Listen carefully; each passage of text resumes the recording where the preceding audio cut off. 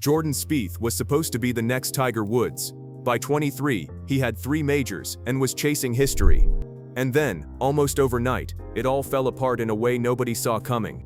Now the biggest names in golf are speaking openly about what happened to him, and some of what they have said is brutally honest. Here's the full story. To understand why golfers cannot stop talking about Jordan Spieth, you first have to understand just how high he flew.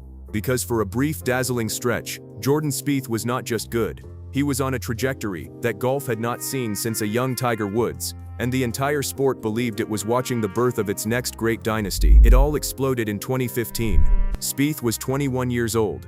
At the Masters, he led from the very first round to the very last, never letting go, tying the tournament scoring record at 18 under par, and slipping on the green jacket as one of the youngest champions in history. 2 months later, at the U.S. Open at Chambers Bay, he did it again, grinding out a second major in the same year. He very nearly pulled off the unthinkable, finishing 1 shot out of a playoff at the Open Championship and runner-up at the PGA Championship. In a single season, Jordan Spieth came within a whisker of winning all 4 majors in 1 calendar year, something no human being has ever done. He won 5 times that season, claimed the FedEx Cup, was named Player of the Year, and ascended to world number 1 at just 22 years old. And he was not finished. In 2017, at Royal Birkdale, Spieth captured the Open Championship in one of the most dramatic final rounds in recent memory, including a famous moment where he took a wild drive on the 13th hole, ended up on a practice range, took a penalty drop, and somehow saved bogey before catching fire with birdie, eagle, birdie, par to win the claret jug. That was his 3rd major championship. He was 23 years old. Only one player in the modern era, Jack Nicklaus, had won 3 majors at a younger age. Spieth now needed just the PGA Championship to complete the career Grand Slam, and he was the youngest player ever to stand on the doorstep of that achievement. The sport had its new king. The comparisons to Tiger were everywhere. The future seemed limitless. But there was a warning sign hidden inside all that glory, and looking back, it was the first crack in the foundation. The 2016 Masters, Spieth, the defending champion, led by 5 shots with just 9 holes to play. He looked utterly in control, cruising toward a second green jacket, and then he arrived at the 12th hole, the treacherous little par 3 at the heart of Amen Corner, and everything came crashing down. He hit 1 ball into the water. Then, after a drop, he hit another into the water. He walked off that hole with a quadruple bogey 7, surrendered the lead, and lost the tournament to Danny Willett. It was one of the most stunning collapses golf had ever witnessed, and while Spieth recovered to win again in 2017, that moment lingered like a ghost. It was the first time anyone wondered whether something fragile lived beneath all that brilliance. Quick pause. If you think Jordan Spieth will eventually complete the career Grand Slam and cement his legacy, type "comeback" in the comments. If you think his best days are sadly behind him, type "what happened." I read every single one. Because after that Open Championship in 2017, the magic simply vanished. And this is the part that has baffled the golf world for years. Jordan Spieth did not get injured at first. He did not lose his desire, he just stopped winning. 1 year passed without a victory, then another, then another. The player who had been world number 1, who had 3 majors before 24, went nearly 4 full years without a single win. His swing, once so reliable, developed faults he could not fix. The putting that had made him look like a magician cooled off. He tumbled down the world rankings, falling out of the top 50, then the top 90, a staggering collapse for a player who had been the best on the planet. Fans watched in frustration, because the talent was so obviously still in there, flashing for a hole or a round before disappearing again. It was like watching a genius forget how to do the one thing that made him a genius. There were flickers of the old fire. In 2021, Spieth finally broke the long drought at the Valero Texas Open, and immediately contended at the Masters the following week. It felt, for a moment, like the good times were back. In 2022, he won again at the RBC Heritage. But these comebacks were different, harder, less certain than the effortless dominance of his prime. And then the body began to betray him too. A wrist injury that first surfaced before the 2023 PGA Championship never fully went away. It worsened through 2024, and finally, in August of 2024, he underwent surgery to repair a nerve issue in his left wrist. That 2024 season was one of the worst of his career, including a disqualification at the Genesis Invitational for signing an incorrect scorecard. The fall was complete. The boy king of golf was now a 30-something fighting just to stay relevant. So what do the golfers themselves actually think about all of this?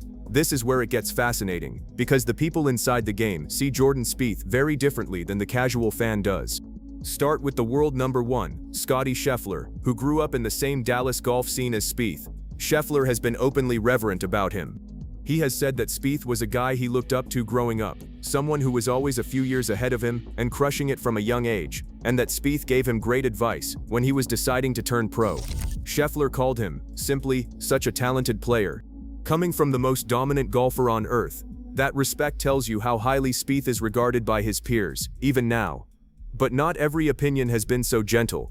Golf legend Gary Player delivered one of the most blunt and debated takes of all. Player astonishingly called Spieth one of the best golfers in the world, even during his struggles, but then argued that Spieth had been taught the wrong things mechanically, and simply went downhill as a result. Player suggested that with the right teacher, someone like the great Ben Hogan, Spieth could have been the best in the world, but that as things stood, he had lost the ability to flush the ball properly. And Player used a word that cut right to the heart of it. He called the whole situation a tragedy. That word, from one of the most accomplished men to ever play the game, captured exactly what so many people feel when they watch Spieth now. A tragedy of unfulfilled greatness. Then there is Rory McIlroy, who knows better than anyone what Spieth is chasing. McIlroy spent 11 agonizing years trying to complete his own career Grand Slam before finally winning the Masters. He has spoken about the unique weight of that pursuit, explaining that when the only major you are missing is on the line, you are not just trying to win another tournament, you are trying to become part of history, and that carries a certain pressure all its own. McIlroy has also gone out of his way to champion Spieth publicly, urging the golf media to pay just as much attention to Spieth chasing the Grand Slam as they pay to anyone else. From McIlroy, that is both empathy and respect, one Grand Slam chaser acknowledging another who is still stuck on the hardest step. And perhaps the most revealing opinion of all came from Jordan Spieth himself, in a moment of brutal, almost painful honesty. Reflecting on his old rival Scottie Scheffler, who has now blown past him to become the best in the world, Spieth admitted that it was not that long ago that he was definitely better than Scheffler, and that he is definitely not anymore. He confessed that he does not enjoy admitting anyone is better than him, but that he had to give Scheffler that credit. He even said he has started asking Scheffler questions, trying to learn from him, something the proud younger Spieth never used to do.